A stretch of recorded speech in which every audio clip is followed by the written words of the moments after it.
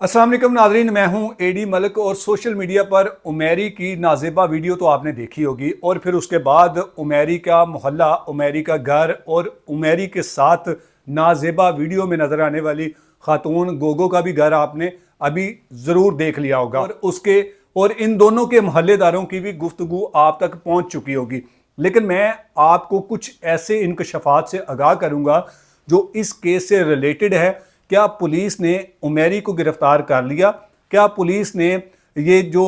नाजेबा video viral हुई थी इसकी गुत्थी को सुलझा लिया कि किस तरह से ये वायरल हुई और किसने इस नाजेबा वीडियो को वायरल किया? तो आज की इस वीडियो में तमाम तर हकीकत मैं आपके सामने रखूंगा। कुछ दानिश्वर खुलकर सामने आए हैं और उन्होंने भी इस पर अपने तज्जियात देने की कोशिश की है, लेकिन उनके पास हकीकत में बात करने के लिए कुछ नहीं है। वो हमारी ही वीडियोस को सुनकर, हमारी ही वीडियो में नजर आने वाले जो मोहल्लेदार थे उनकी बातें सुनकर वो अपने तज्जियात पेश कर रहे हैं, लेकिन उनको हकीकत का बिल्कुल भी अंदाजा नहीं। उमेरी के साथ नजर आने वाली जो खातून गोगो है, पुलिस ने उसको कैसे गिरफ्तार किया था और फिर उसके बाद अभी तक वो खातून कहाँ पर है और उमेरी की गिरफ्तारी क्यों नहीं अभी तक हो सकी, या फिर उमेरी को पुलिस ने गिरफ्तार किया तो उससे क्या कुछ बरामद हुआ। ये जो जना का मुकदमा जो उमेरी और उसके साथ नजर आने वाली गोगो नामी खातून पर दर्ज हुआ, इसमें 2 दफात लगाई गई हैं, एक 292 और एक 376। अब नाज़रीन कुछ इस तरह की बातें हो रही हैं कि उमेरी को जो है वो फंसा दिया जाएगा, या फिर जो खातून है उसने उमेरी के खिलाफ जो है वो बड़ा सख्त किस्म का बयान दिया है। तो इस पर मैं आज आपको बड़ा तफसील से बताऊंगा कि जो गोगो नामी खातून है, जब पुलिस ने उसको गिरफ्तार किया तो उसने दौरान तफ्तीश क्या बयान अपना दिया है। क्या वो बयान जो है वो उमेरी के लिए जानलेवा साबित हो सकता है या फिर इसमें हकीकत क्या है? तो सबसे पहले ये 10 तारीख की रात को FIR दर्ज होती है और फिर उसी रात को पुलिस इस खातून को गिरफ्तार कर लेती है। जब गिरफ्तार करके पुलिस इसको थाना अरूप में लेकर आती है और अगली सुबह दोपहर के वक्त मुकामी अदालत में इस खातून को पेश किया जाता है। अब जब इस खातून को मुकामी अदालत में पेश किया जाता है तो उसके बाद अदालत इसको जुडिशल करके जेल भिजवा देती है और साथ ये लिखती है कि 15 जनवरी को इस खातून को दोबारा अदालत के रूबरू पेश किया जाए और फिर उसके बाद इसका दफ़ा 164 का जो बयान है वो रिकॉर्ड किया जाएगा। अब जो दानिश्वर जो निकल कर सामने आए हैं और वो जो अपनी तरफ से मनगढ़ंत किस्म की जो कहानियां हैं वो बयान कर रहे हैं कि उमेरी के खिलाफ जो है वो इस खातून ने बड़ा सख्त बयान दे दिया है कि वो उमेरी ने उसको नशा पिलाया था और फिर उसके बाद ये वीडियो रिकॉर्ड की गई। जबकि आप तमाम लोगों ने वो वीडियो को बड़ा गौर से बार बार सुना, देखा कि उसमें किस किस ने नशा किया था, क्या उसके साथ ज़बरदस्ती हो रही थी या फिर ये दोनों आपस में इस तरह की नाजेबा हरकत करने की कोशिश कर रहे थे, या फिर इन्होंने कोशिश करने के बाद इस वीडियो को रिकॉर्ड किया। अब मोहल्लेदारों का ये कहना था, जो कि सामने नहीं आए, शायद उनकी कोई पर्सनल मजबूरी थी, उन्होंने हमें ऑफ द रिकॉर्ड बताया कि उमेरी 2 भाई हैं और ये मेहनत मजदूरी करता है और 2 साल से इसके घर वालों ने जो तर्के मंशियात होती है उसके किसी हॉस्पिटल में भी इसको दाखिल करवाए रखा। लेकिन जब ये बाद में आ जाता है तो बिल्कुल ये इंतहाई शरीफों की तरह जो है वो यहाँ पर रहता है और साथ सब्जी मंडी है वहाँ पर ये मेहनत मजदूरी करता है। तो उमेरी के भी 4 बच्चे हैं और इस खातून के भी 4 बच्चे हैं। अब इन दोनों का किस तरह से मिलाप होता है और फिर उसके बाद जो उमेरी के साथ नजर आने वाली गोगो नामी खातून, उसका जो खावन खारू उर्फ इफ्तिखार उर्फ खारू है, वो भी मेहनत मजदूरी करता है। वो अपने बच्चों का पेट पालने के लिए दूर दराज इलाकों में जाता है और कुछ दिनों के बाद वो वापस अपने घर आता है। लेकिन ये खातून जो मेंटली तौर पर जिसकी जिस्म की हवस शायद पूरी ना हो सकी थी, वो इस रास्ते पर चल पड़ी और उसने उमेरी के साथ नाजेबा ताल्लुकात बना लिए। अब उमेरी के घर वालों ने इस खातून को कई बार कहा कि या तो आप इस खावंद के साथ जो है वो ताल्लुक ख़त्म कर दें, तलाक ले लें, तो हमारे बेटे के साथ शादी कर लें, या फिर इस तरह के जो काम आप लोगों ने जो कायम किए हैं इसको ख़त्म कर दें। तो वो खातून शायद इस बात पर एग्री नहीं थी या फिर उसका खावंद उसको नहीं छोड़ना चाहता था। तो ये सारा मामला हुआ। अब उमेरी के एक मोहल्लेदार ने, जिसने अपना नाम जाहिर ना करते हुए मेरे साथ राब्ता करके बताया कि कुछ अरसा पहले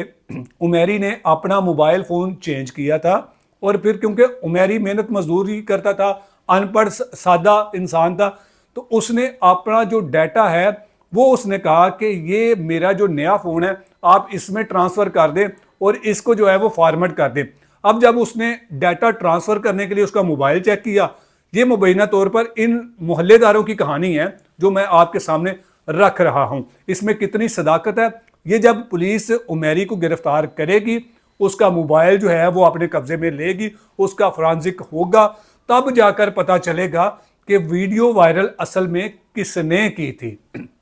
अब दूसरी तरफ ये भी बात सामने आई है कि जो पुलिस को जो गोगो नामी खातून ने उमेरी के खिलाफ जो बयान दे दिया है उसमें कितनी सदाकत है। तो सबसे पहले मैं आपको ये बता दूं कि पुलिस को गोगो ने किसी भी किस्म का कोई ऐसा बयान नहीं दिया। अलबत्ता पुलिस ने इस गोगो नामी खातून के एक मामू के साथ रब्ता किया, तो उन्होंने भी इस खातून के साथ किसी भी किस्म का कोई रिश्ता साबित या जाहिर करने से इनकार करते हुए साफ कहा कि हम इस खातून के साथ किसी किस्म का कोई राब्ता नहीं रखना चाहते। फिर उसके बाद पुलिस ने इस खातून के हकीकी वालिदैन से रब्ता किया, चूँकि ये ख्याली जो गुजरांवाला का एक इलाका है वहाँ की रहने वाली है और इसकी शादी लिया के किसी गांव में हुई है, तो ये इस इलाके में रह रही थी। तो जब पुलिस ने इसके हकीकी वालिदैन से रब्ता किया तो उन्होंने जो आगे से पुलिस को अपना मौक़िफ़ दिया, तो यकीन करें उनका यही मौक़िफ़ बनता था। जो गैरतमंद वालिदैन होते हैं, जो गैरतमंद लोग होते हैं, वो इसी तरह का बयान देते हैं। तो उन्होंने भी ये कहा कि इस खातून को हमारे लिए बेशक आप आज चौक चौराहे में लटका दें, इसको फांसी दे दें, इसको कत्ल कर दें, हमारा इसके साथ कोई रिश्ता नहीं है, ये हमारे लिए मर चुकी है, हम इसके लिए मर चुके हैं। तो अब इस खातून का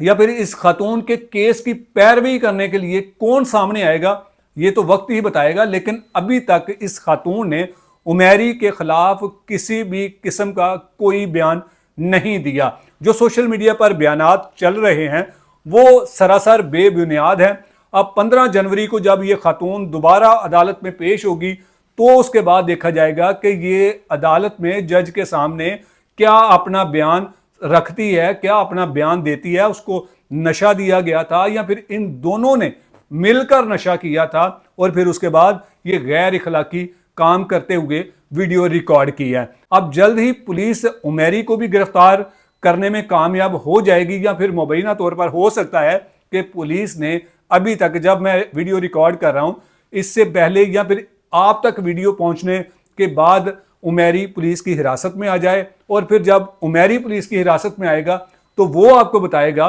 कि वीडियो किस मकसद के लिए रिकॉर्ड की गई थी और वायरल करने का जो मकसद है, जो कुछ लोग ये भी बता रहे हैं कि जी 10 लाख रुपए की डिमांड की थी, तो इन बातों में भी कोई किसी किस्म की कोई सदाकत नहीं या कोई ऐसा सबूत हमारे हाथ नहीं लगा। और ना ही पुलिस ने हमें ये बताया है